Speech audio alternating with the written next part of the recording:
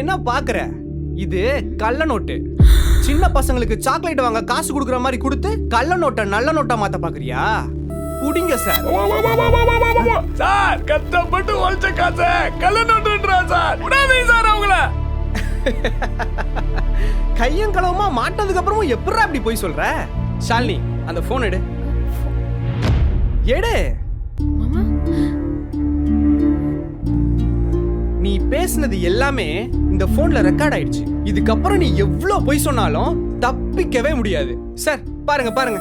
ஏய், எல்லா நோட்டும் பாக்குறதுக்கு ஒரே மாதிரி தான் இருக்கும். நீ கள்ள நோட்டை எடுத்து உன் கடையில வச்சுட்டு என்ன மாட்டி கூட பாக்குறியா?